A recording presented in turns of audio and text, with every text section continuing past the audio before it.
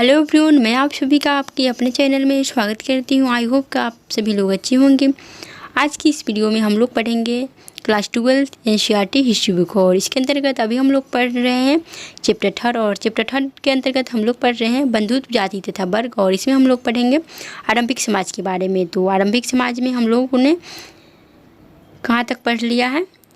बंधुता एवं विवाह, अनेक नियम और व्यवहार की विभिन्नता को हम लोगों ने पढ़ लिया है। तो यह जो है चैप्टर 3 का आज 4th वीडियो है। हम लोग आगे पढ़ेंगे इससे, क्योंकि हम लोगों ने यहाँ तक पढ़ लिया है। विवाह के नियम को भी हम लोगों ने पढ़ लिया है, और अब हम लोग इससे आगे बढ़ेंगे।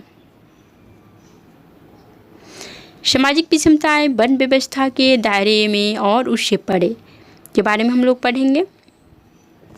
संभवतः आप जाति शब्द से परिचित होंगे, जो एक सोपानात्मक सामाजिक वर्गीकरण को दर्शाता है। धर्मसूत्रों और धर्मशास्त्रों में एक आदर्श व्यवस्था को उल्लेख किया गया था। ब्राह्मणों का यह मानना था कि यह व्यवस्था जिसमें स्वयं उन्हें पहला दर्जा प्राप्त है। तो धर्मसूत्रों और धर्मशास्त्रों में जो है एक आदर्श व्यवस्था का उल्लेख मिलता है।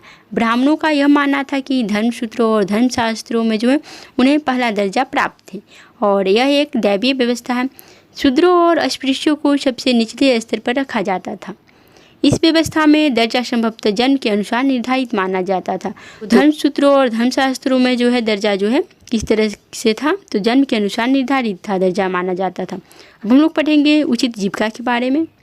धर्मसूत्रों और धर्मशास्त्रों में चारों वर्गों के लिए आदर्श जीविका से जुड़े कई नियम मिलते हैं। तो धर्मसूत्रों और धर्मशास्त्रों में चारों वर्गों के लिए जो है आदर्श जीविका से जुड़े कई नियम मिलते हैं। तो ब्राह्मणों का कार्य जो था अध्ययन करना, वेदों की शिक्षा ग्रहण करना, यज्ञ करना और करवाना था, तथा उनका काम दान देना और लेना भी था। वहीं क्षत्रिय का देखेंगे तो क्षत्रियों का कर्म युद्ध करना था। तो क्षत्रियों का काम जो था युद्ध करना, लोगों को सुरक्षा प्रदान करना, न्याय करना और वेद पढ़ना, यज्ञ करवाना और दान दक्षिणा देना। और वहीं पे वैश्य के बारे में देखेंगे तो अंतिम 3 कार्य वैश्यों के लिए भी थे। साथ ही उनसे कृषि, गौपालन और व्यापार का कर्म भी अपेक्षित था। तो वैश्यों के बारे में देखेंगे तो उन्हें कौन से कार्य करने पड़ते थे, तो उन्हें कृषि, गौपालन और व्यापार का कार्य करना पड़ता था। और शूद्रों के लिए तो मात्र एक ही जीविका थी, 3 उच्च वर्णों की सेवा करना, जो कि 3 वर्ण कौन से थे? ब्राह्मण, क्षत्रिय और वैश्य की सेवा जो है शूद्र करते थे। इन नियमों का पालन करवाने के लिए ब्राह्मणों ने 2-3 नीतियाँ अपनाई। तो इन नियमों का पालन करवाने के लिए ब्राह्मणों ने जो है 2-3 नीतियाँ अपनाई थी। एक, जैसा कि हमने अभी पढ़ा, यह बताया गया कि वर्ण व्यवस्था की उत्पत्ति एक दैवीय व्यवस्था है। तो एक यह कि वर्ण व्यवस्था की जो उत्पत्ति है वह दैवीय व्यवस्था है। दूसरा कि वे शासकों को यह उपदेश देते थे कि वे इस व्यवस्था के नियमों का अपने राज्यों में अनुसरण करें। और तीसरा जो नियम था वह था, उन्होंने लोगों को यह विश्वास दिलाने का प्रयत्न किया कि उनकी प्रतिष्ठा जन्म पर आधारित है, किंतु ऐसा करना आसान बात नहीं थी। अतः इन मानदंडों को बहुधा महाभारत जैसी अनेक ग्रंथों में वर्णित कहानियों के द्वारा बल प्रदान किया जाता था। अब हम लोग देखेंगे एक दैवीय व्यवस्था में क्या चीज़ के बारे में कहा गया है। अपनी मान्यता को प्रमाणित करने के लिए ब्राह्मण बहुधा ऋग्वेद के पुरुषोक्त मंत्र को उद्धृत करते थे। तो अपनी मान्यता को प्रमाणित देने के लिए जो है ब्राह्मण जो है बहुधा ऋग्वेद के पुरुषोक्त मंत्र को उद्धृत करते थे, जो आदि मानव पुरुष की बलि का चित्रण करता है। जगत के सभी तत्व जिनमें चारों वर्ण शामिल हैं, इसी पुरुष के शरीर से उपजे थे। ब्राह्मणों का उत्पत्ति मुख से माना जाता था। वहीं क्षत्रिय का देखेंगे तो भुजाओं से, और वैश्य का तो जंघा से माना जाता है, और पैरों से शूद्र का उत्पत्ति माना जाता है। इसमें हम लोग एक कहानी है, इसको पढ़ेंगे। उचित सामाजिक कर्तव्य क्या थे उसको पढ़ेंगे। महाभारत की आदि पर्व से एक कहानी उद्धृत है, उसे भी हम लोग पढ़ेंगे। आप लोगों ने इस कहानी को सुना भी होगा। एक बार ब्राह्मण द्रोण के पास जो कुरुवंश के राजकुमारों को धनुर्विद्या की शिक्षा देते थे। कुरुवंश के कौन से थे? तो पांडव और कौरव जो थे वह कुरुवंश के राजकुमार थे। एकलव्य नामक वनवासी निषाद शिकारी समुदाय आया। तो एकलव्य जो था शिकारी था। द्रोण ने जो धर्म समझते थे उसे शिष्य के रूप में स्वीकार करने से मना कर दिया। तो एकलव्य जो है द्रोण से मिला और उन्होंने कहा कि मुझे आप अपना शिष्य बना लीजिए, परंतु द्रोण जो थे द्रोणाचार्य वो उन्होंने मना कर दिया, स्वीकार कर दिया। एकलव्य ने वन में लौटकर मिट्टी से द्रोण की प्रतिमा बनाई। तो एकलव्य ने क्या किया, वन में लौटकर मिट्टी से द्रोण की यानी द्रोणाचार्य जो कि राजकुमारों के गुरु थे, कौरवों और पांडवों के, तो उनकी प्रतिमा बनाई। उसे अपना गुरु मानकर वह स्वयं ही तीर चलाने का अभ्यास करने लगा। समय के साथ वह तीर चलाने में शिद्दत हो गया। एक दिन कुरु राजकुमार जो कि पांडव और कौरव थे अपने कुत्ते के साथ जंगल में शिकार करते हुए एकलव्य के समीप पहुंच गए। कुत्ता काले मृग की चमड़ी के वस्त्र में लिपटे निषाद को देखकर भौंकने लगा। क्रोधित होकर एकलव्य ने एक तीर 7 तीर चलाकर उसका मुंह बंद कर दिया। तो एकलव्य ने क्या किया था, जब कुत्ता जो है भौंकने लगा था द्रोणाचार्य का मूर्ति देख कर के, तो उन्होंने एकलव्य ने किया कि क्रोधित हो गया और उन्होंने क्या किया कि एक साथ 7 तीर चलाकर जो है कुत्ता का मुंह बंद कर दिया। जब वह कुत्ता लौटा तो पांडव तीरंदाजी का यह अद्भुत दृश्य देखकर आश्चर्यचकित हो गए। उन्होंने एकलव्य को तलाशा, उन्हें स्वयं को द्रोण का शिष्य बताया। तो उन्होंने एकलव्य को तलाशा और उन्होंने कहा कि मैं द्रोणाचार्य का शिष्य हूँ। द्रोण ने अपने प्रिय शिष्य अर्जुन से एक बार यह कहा था कि वह अपने सभी शिष्यों में अद्वितीय तीरंदाज बनेगा।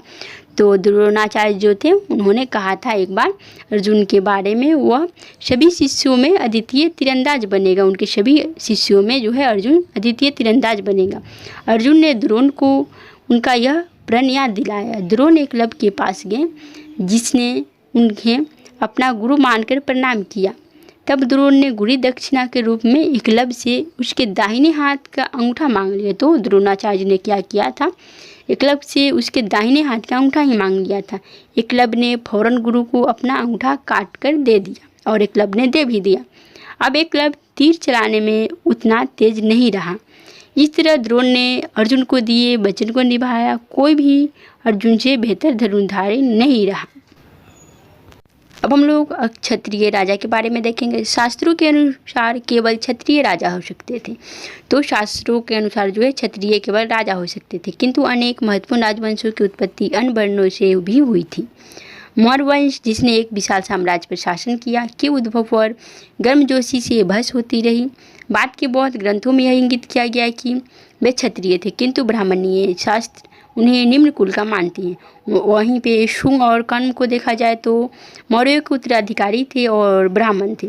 वस्तुतः राजनीतिक सत्ता का उपभोग हर वह व्यक्ति कर सकता था जो समर्थन और संसाधन जुटा सके।